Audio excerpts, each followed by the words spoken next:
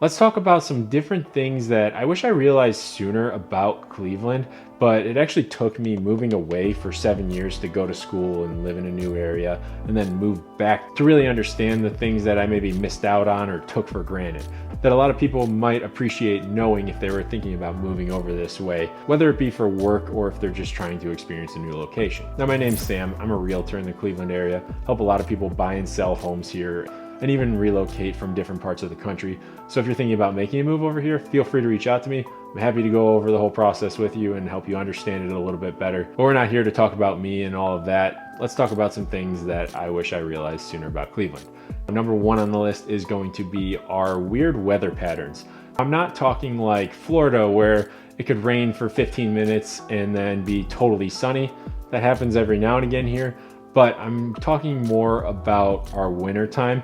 Something that you'll realize and come to learn when you move over this way is that we get pretty bad lake effect snow because we are right on Lake Erie. Now, I'm not sure how it works, but the west versus the east side, you are going to have different patterns.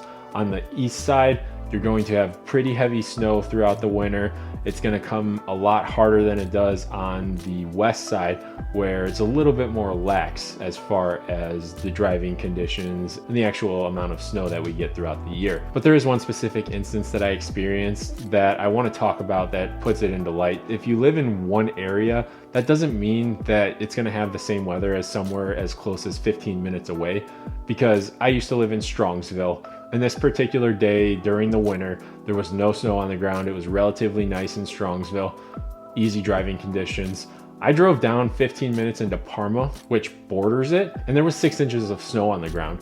And I don't understand how that happens. So if you're trying to prep your car for the winter, and in my case, I use summer tires and snow tires, I had summer tires on my car still, so I was slipping and sliding around while I was driving in Parma, where I thought I had another week or so before I needed to put the snow tires on. So you'll experience that even if you're driving from the west to the east side. There's probably going to be snow on the ground if the weather is starting to have some sort of precipitation or something along the lines of that. Whereas on the west side, it might have just been rain. Number two on the list of things that I wish I realized sooner about Cleveland is going to be how the different areas work around here as far as home prices goes, figuring out safety, things along the line of that. And they're all based on the school districts is what I've come to realize. So if you've got an incredibly good school district, your home prices are going to be extremely high. If you've got a really bad school district, you're going to be able to find a bigger house for a cheaper price. Almost all of the west and south suburbs are going to be extremely similar. You have very good school districts for all of them. They all are going to rank differently, obviously, but the better they get, the more you're going to pay for bigger houses. But the one thing that I do really like about this area is the fact that you have the ability to get into a good school district if you're willing to compromise the size of your home. So you could get into Westlake, Rocky River, Bay Village for that 200 to 250,000. I've even seen some houses lower than that, but they could be in pretty bad condition or they're going to be extremely small. Now, if you go into, say, Parma area, you're going to be able to get a little bit more house for your money and have a little bit lesser school district, but still good. Over on the east side, it's going to be a little bit different because you have some extremely affluent neighborhoods, but you also have some pretty rough ones that are intermingled in. So you have to do a little bit of research and pick and choose. But the one thing that I've learned is that the better the school rating, the better the area is going to be. Number three on the list is going to be Cleveland's nature. Now, I talk about this in almost all of my videos.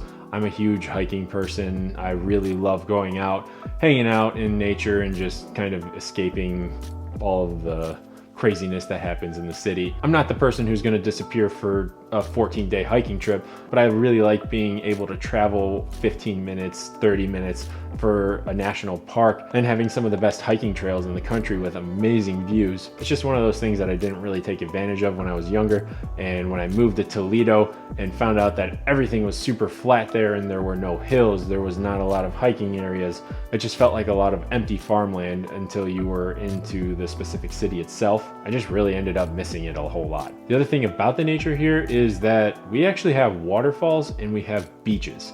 Two things you're not expecting to experience in Ohio. We have some sand beaches, we have some rocky beaches, depending on what you want to do.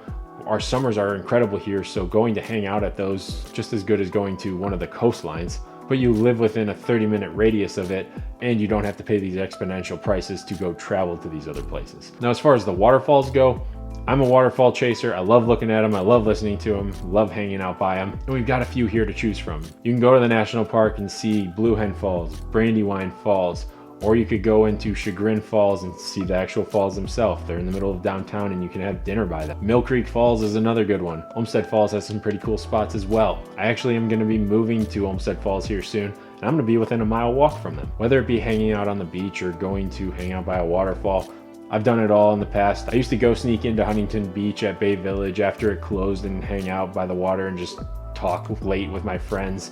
And then we also used to hike the Brandywine Falls Trail that I don't know if it was allowed or not, but we did it. But I have some really good memories in this area that are probably never gonna go away. And it just makes those spots that much more special when I go and visit them as an adult. Number 4 on the list of things I wish I realized a little bit sooner while I was living in Cleveland is going to be the whole east and west side debate.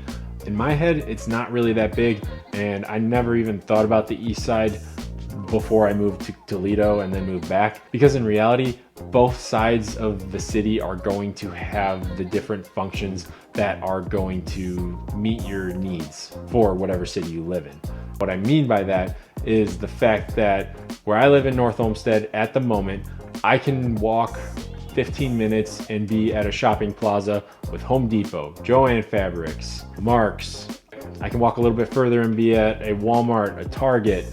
There's restaurants all throughout these areas that are intermingled. I don't really have a need to go to the east side for the same stuff unless I'm looking for something that is specialty. Same with them. They have everything that they need to stay in their bubble, and it kind of just creates a little bit of a divide. Not that we hate each other or anything, but we don't commonly intermingle our lives together unless they're coming over here to go to work or we're going over there. Both the east and the west side are great options. You're gonna have your really nice suburbs. You're gonna have your hipster paradise urban areas. You'll have certain sections that are more rural. There's really a bunch of different options depending on what your specific lifestyle is when you move here. And that's something I can help you dive a little bit deeper in if you are thinking about making that move. Over on the east side, you're gonna see a lot more historic homes because that's where a lot of the millionaires lived. There's a few cities in there that are extremely affluent. You've got Millionaires Row, which is where all of the head honchos for the Cleveland area used to live in all of their mansions on one specific road. So there's a lot more history and architecture over there, whereas on the west side, it's a lot more freshly developed. So these houses are a lot newer. The construction here as far as the commercial goes is a lot newer. It's just going to be a little bit of a different feel. Something to keep in mind is that on the east side, it statistically has more crime because it's associated with some different bad parts of Cleveland. But no matter where you go, the general rule of thumb is going to be that like the closer you get to the city, the more issues you're going to have. And then as you start to sprawl out into the suburbs, it's going to get a lot better. You're going to have a lot less of a chance of a bad interaction. And something to note with that is downtown is not unsafe at night or really ever. As long as you're in the densely populated areas and not causing issues, you're gonna be totally fine. Now, number 5 on my list of things that I wish I realized sooner about Cleveland is that we are a pretty good travel base, in my opinion. You can get to a lot of different places in driving distance within a couple hours very easily. And if you wanted to fly out of here, it's usually not an issue to get to wherever you're going. Now, when I lived in Toledo and I would fly out of that actual airport, I only ever did it one time. I always had to drive up to Detroit to get my connecting flight, which was an hour away.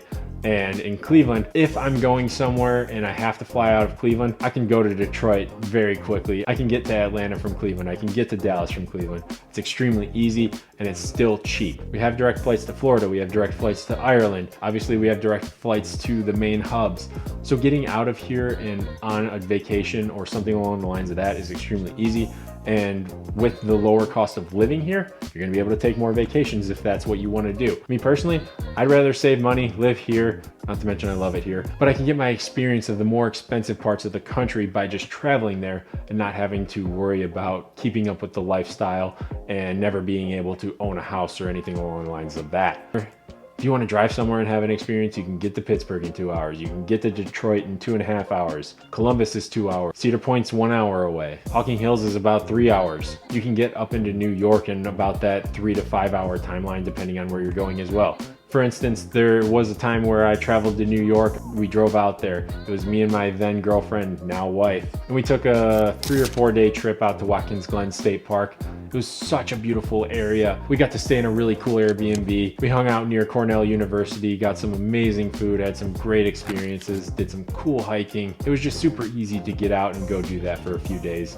And while we were broke college kids, it didn't break our bank. So if you're living in the area, do something with the extra money that you're saving to have a more enhanced life, and that is just something that I absolutely love about it here. So that's going to conclude my list of different things that I wish I knew sooner about Cleveland or realized sooner, but I hope it helps put like to live here into perspective for you, so that way you can make a more informed decision. Like I said, if you want some more info, feel free to reach out to me. All of my contact info is down in the description. But if you find yourself down there, before you go check out my social media or try and reach out to me, make sure you like and subscribe, because it's going to keep you up to date with everything that's happening in the Cleveland area. With all that being said, I'm going to leave the video there. I'll catch you in the next one. Thanks for watching.